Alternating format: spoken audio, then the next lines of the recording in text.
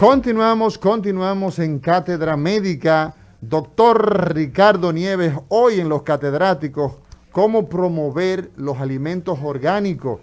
¿Ah? Y tú decías, Ricardo, hace un momento un poco de la historia. Y fíjate que las grandes ciudades enclavadas en la historia, como Egipto, giraba en torno al Nilo, pero el Nilo dejaba a su paso toda esa cantidad de abono para la producción de granos. Y si nosotros echamos una miradita a la historia de pueblos como Etiopía, pueblos como Israel. Hablar de Israel ya es hablar, no solamente por ese escritor que tú mencionaste, de Harari.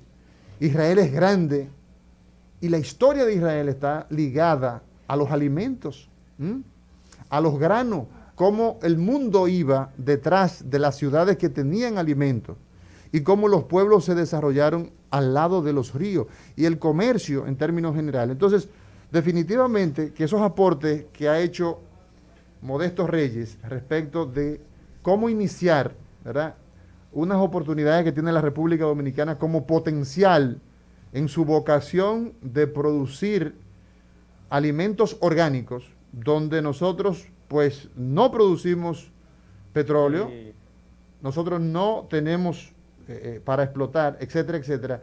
Una gran oportunidad de convertirnos entonces en... Bueno, Amaury, ¿sí?, nosotros estamos dentro de los 3 primeros países del planeta, estos pequeños 48.000 kilómetros cuadrados, sí, entre los 3 principales exportadores de banano orgánico del planeta. Así es. Estamos compitiendo con naciones que son inmensas y mucho más grandes que nosotros, territorial y en materia de cultivo. Dentro de los 3 primeros en banano. Pero nosotros estamos dentro de los primeros 5 en mango de toda la región occidental. En mango. En mango. Mango. Y estamos dentro de los primeros 10 en piña en toda la región. Y déjame estamos decir... dentro de sí, los... Pero escúchame. sí, Estamos dentro de los primeros 3 de cacao del planeta. Sí. Productores. Sí. O sea, eso incluye Peralvillo, Salcedo, una parte del Ceibo, cacao. Estoy hablando de la provincia de Duarte, la provincia de Duarte también. Sí, esencialmente. Sí. O sea que aquí hay, como dice Modesto, el potencial es inmenso. Lo que ocurre es que los modelos políticos económicos de nuestro país andan por un lado y la potencialidad y las características nuestras, que son inmensas, andan por otro lado. Yo decía en la pausa, Ricardo, no sé si me escuchaba, que los ministros de salud cuando llegan, mientras son ingenieros agrónomos, fuera del ministerio, tienen las estructuras técnicas bien aceitadas, pero desde que llegan se convierten en promotores de importación. Yo no sé si estoy siendo injusto o es lo que habitualmente se da. Tú dices los ministros de Agricultura. De Agricultura. Yo dije de salud. De salud, también importa, pero no, quise referirme, fe de rata, quise referirme a los de Agricultura. Y entonces, justamente, ese es el tema. Nosotros consumimos acá de todo lo que deriva del trigo. Pero ¿cuál es la producción de trigo que hay en la República Dominicana? Entonces tenemos que estar importando cuando tenemos acá unas potencialidades enormes. Bueno, Ricardo, tenemos acá a Ingrid Mancebo, nutrióloga. Tenemos de igual manera a Isabel Bayowonsky, que es representante ya de las tiendas de productos orgánicos. Y ella justamente tiene un negocio que se llama Tienda Orgánica. Y también entonces tenemos a el ingeniero agrónomo Gustavo Gandini. ¿A ti te parece adecuado que nosotros entonces entremos con la doctora Mancebo? Adelante, adelante. Bueno, pues yo pienso que lo primero, doctora, es que hablar de la alimentación y de la promoción de alimentos orgánicos, alimentos no... primero, ¿qué son desde el punto de vista técnico, qué es un alimento orgánico? Buenos días a todos aquí en cabina. Bien, mire, un alimento orgánico es aquel en cuyo proceso, valga la redundancia, de producción, no se utilizó fertilizantes, pesticidas, en el caso de las que son de origen vegetal, Entonces, en el caso de lo que son origen animal, que no se utilizaron u hormonas u antibióticos para su producción, desde el cultivo hasta que llega el proceso de transporte, almacén, hasta que lleva al consumidor final.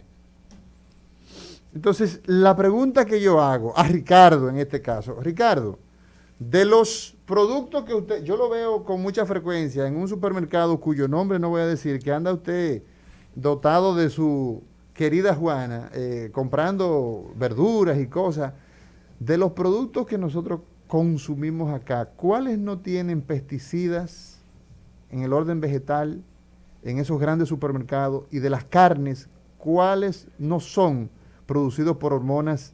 Ok, mira, lo primero Juégatela.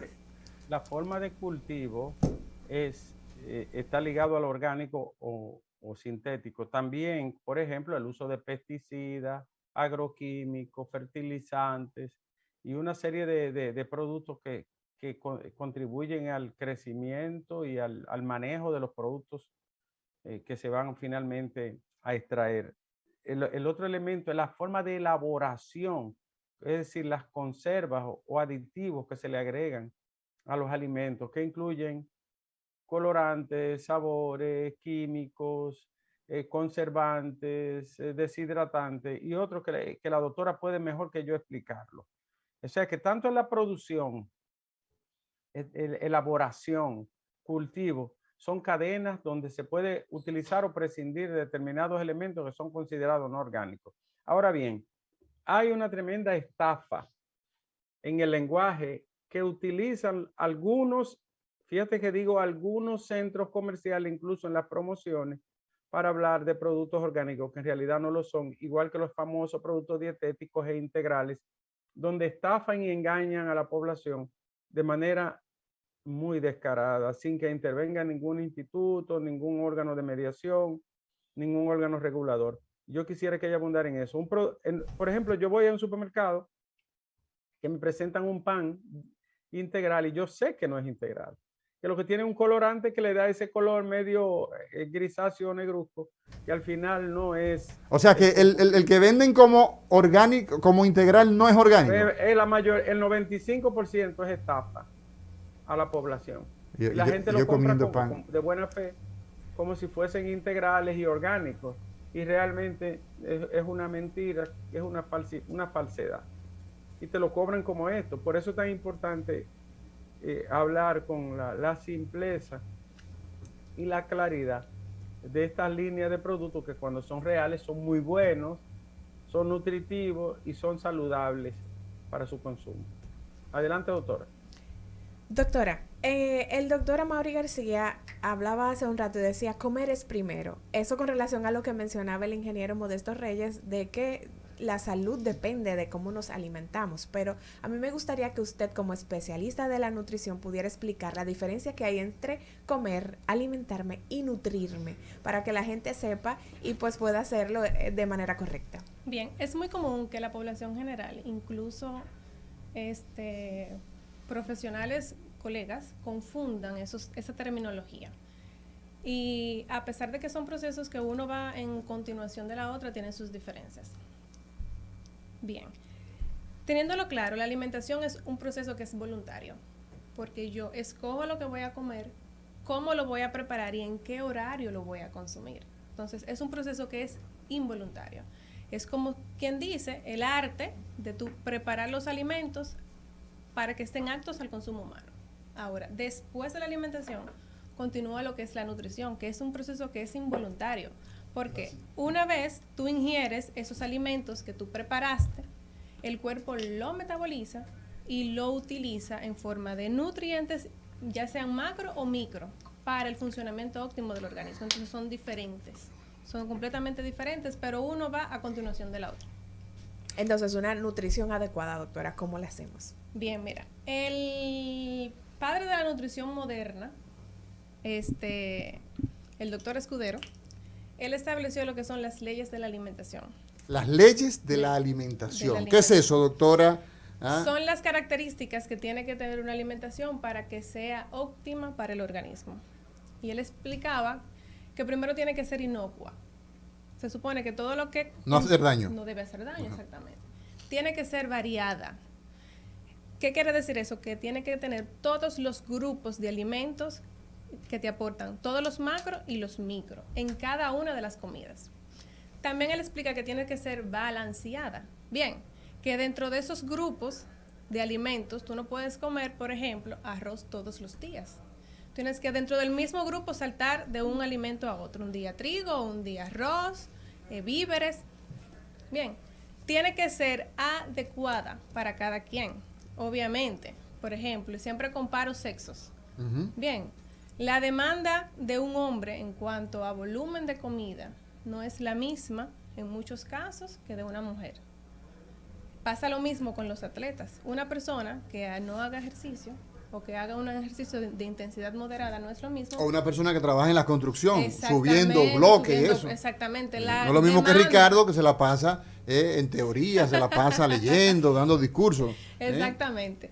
Entonces, una alimentación tiene que cumplir esas características para que se considere adecuada para el ser humano. Entonces son las leyes de la alimentación. ¿Y quién las dictó? El doctor Escudero. Escudero.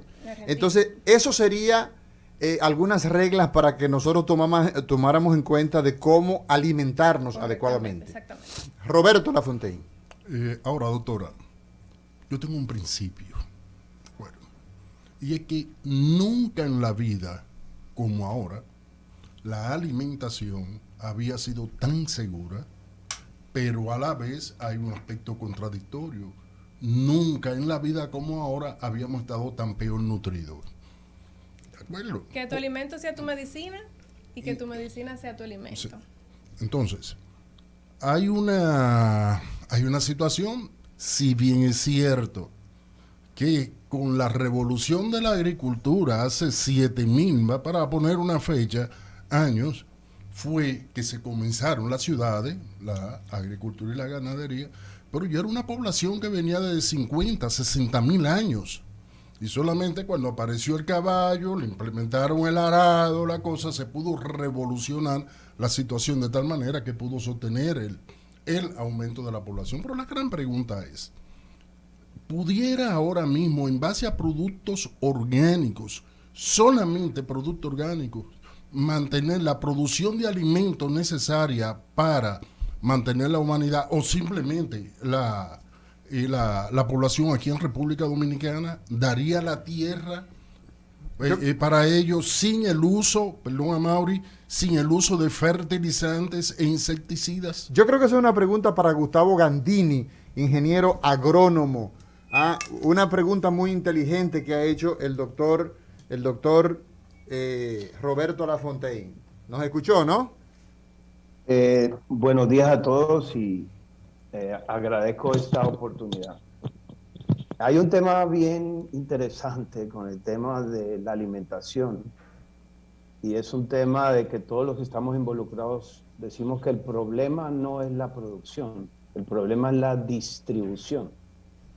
Y hay contradicciones con esto, porque la FAO, que es el organismo internacional de las Naciones Unidas que trabaja el tema de la alimentación, por un lado habla, y esto es más enfocado a la pregunta y la duda que se tiene de que si es posible alimentar o no alimentar 7.000 millones, 7.000 y tantos millones de seres humanos que pueblan la Tierra. Pero cuando usted lee el informe de la FAO, más del 50% de la producción mundial de alimentos se pierde por falta de mercados. Y básicamente la falta de mercado es que la parte de la rentabilidad en el proceso de distribución de lo que se produce a lo que se llegue es una cosa bárbara. Entonces se dice que el problema no está en producir de cualquier manera, para no entrar en la discusión si es orgánico o no es orgánico, sino en el proceso de accesibilidad de lo que producimos. Y por eso la misma FAO tiene esa contradicción, y yo, que soy un creyente, practicante y consumidor de la agricultura orgánica, y que vivo en un país que es líder a nivel mundial, pero que tiene esa gran contradicción que a nivel local es muy difícil encontrar alimentos orgánicos, estoy convencido que de manera orgánica se puede producir. Y un ejemplo de esto ha sido el COVID-19, con el problema de toda la logística que se ha interrumpido, y también con esta crisis actual ocasionada por ese episodio de la guerra que ha cortado las cadenas de distribución tanto de fertilizantes como de alimento, que la agricultura orgánica es una opción para la producción, porque la agricultura orgánica está basada en la autogestión y en la utilización de recursos locales, como lo decía Modesto y como lo decía otra persona, que prácticamente nosotros importamos todo lo que es la base de fertilizantes y plaguicidas. Sí. O sea, yo estoy convencido que se quiere. Lo importante es el cambio de mentalidad y no en los consumidores, porque el problema no está en los consumidores, porque si yo pregunto a toda la audiencia que quien quisiera comer productos orgánicos, y todo el mundo va a querer comerlos, porque ya existe la conciencia de la comida saludable y que la comida orgánica es la saludable. El problema está en nosotros los técnicos, que desgraciadamente nos educaron con lo que mencionaron, algo que es la famosa revolución verde, que revolucionó la manera de producir, olvidándose de todos los otros componentes, sino solamente pensando en rentabilidad y en producción. Y entonces, esto ocasiona que los técnicos, que son los que debemos promocionar esto, somos los primeros que estamos incrédulos a que es posible producir orgánicamente. Y es bien raro, porque si todos los consumidores quisieran, todos deberíamos estar produciendo orgánico, y se puede. Lo único que hay que tener la intención, no solamente a nivel privado, sino a nivel público, que también lo mencionaban, que el apoyo es muy poco cuando se habla de promocionar agricultura orgánica. Y para terminar, quiero decirle algo, sobre todo por algo que dijo el doctor Nieves. La producción orgánica como tal es la única que está regulada por leyes de los estados. ¿Qué quiero decir con esto? Que la producción orgánica, sus normas son leyes, a diferencia de otras certificaciones. Y esto es muy importante porque cualquier modificación tiene que pasar por el estado. Y hay algo para cerrar, que cuando hablamos de producción orgánica, desgraciadamente aquí en República Dominicana, cogimos el término americano, o que se habla en la lengua inglesa o alemana, que es organic production. Los franceses dicen producción biológica, y los españoles, que son lo que deberíamos nosotros utilizar porque hablamos la lengua española, hablan de producción ecológica. Con eso lo que le quiero decir es que las tres producciones, biológica, ecológica y orgánica, según la ley es la misma cosa, porque siempre hay una contradicción, porque a veces dice, yo produzco ecológico, pero no soy orgánico. O sea, si estamos en eso, es eso. Y hay una serie de interrogantes que a medida que con muchísimo gusto te lo digo, pero es importante que tenga la producción orgánica, ecológica o biológica, es lo mismo y está regulada por leyes de países. Bueno, ¿correcto? Gustavo, tenemos unas preguntitas puntualmente más adelante, y es cómo lograr, escúchame Ricardo, cómo lograr, te la hago pero la vas a responder más adelante, cómo lograr hacer producciones orgánicas a nivel privado, cómo la gente puede de manera científica lograr eso. Mire, te lo voy a pero voy no, a contestar. vamos. Pero óyeme. ¿Sí? El primer productor de banano orgánico del mundo es República Dominicana. Sí. El primer productor de cacao orgánico del mundo es República Dominicana, además de todo lo que dijo el doctor Nieves. Y se ha hecho a nivel privada. Entonces, es posible, es simplemente lo que le decía, para no dejarlo ahí, los técnicos como yo, que nos graduamos en las universidades, que necesitamos de ese cambio, somos lo primero que tenemos en duda que se puede o no se puede. Así es. Excelente, ¿no? Adelante, Ricardo. Excelente resumen, Amaury. Tenemos que hacer la pausa, ¿verdad? Eso es así.